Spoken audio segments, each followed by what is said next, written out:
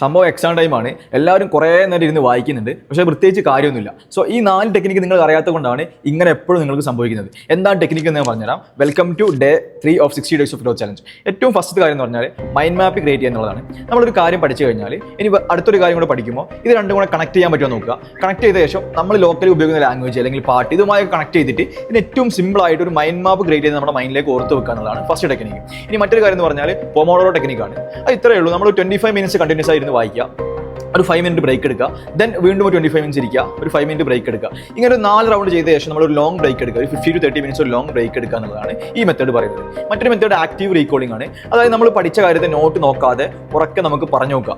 Not നോക്കാതെ നമ്മൾ just എന്ത് ചെയ്യുക, കണ്ണാടിന് മുന്നിൽ പോയിട്ടോ ഒക്കെ സ്വയം ഒന്ന് പറഞ്ഞു നോക്കുക എന്നുള്ളതാണ് ഈ ഒരു മെത്തേഡ്. അങ്ങനെ റീകോൾ ചെയ്യാൻ ശ്രമിക്കുക. ഇനി മറ്റൊരു കാര്യം എന്ന് പറഞ്ഞാൽ ഫെയ്മാൻ ടെക്നിക്കാണ്. അത് ഇത്രയേ ഉള്ളൂ. നമ്മൾ പഠിച്ചൊരു കോംപ്ലക്സ് ടോപ്പിക്കിനെ അതിന് ഏറ്റവും സിംപ്ലസ്റ്റ് വേയിൽ മറ്റൊരാൾക്ക് പറയാൻ ശ്രമിക്കുക. അതായത് ആ ടോപ്പിക് അറിയാത്ത ഒരാൾക്ക് ഏറ്റവും സിമ്പിൾ ആയിട്ട് ആ കോംപ്ലക്സ് ടോപ്പിക്കിനെ നമുക്ക് പറഞ്ഞു കൊടുക്കാൻ കഴിയുന്നുണ്ടോ നോക്കുക. അങ്ങനെ കഴിയുകയാണെന്നുണ്ടെങ്കിൽ ആ കോംപ്ലക്സ് ടോപ്പിക് ഏറ്റവും സിമ്പിൾ ആയിട്ട് തന്നെ നമ്മുടെ മൈൻഡിലും സ്റ്റോർ ആവുന്നതാണ്. സോ ഇത്രയും കാലം നിങ്ങൾ ഈ 4 മെത്തേഡ് അറിയാതാണ് പഠിച്ചതെന്നുണ്ടെങ്കിൽ ഇപ്പം തന്നെ നിങ്ങളുടെ ഫ്രണ്ടും കൂടെ അയച്ചു കൊടുത്ത ശേഷം ഫോളോ ചെയ്യാൻ പറയാം. C you on day 4.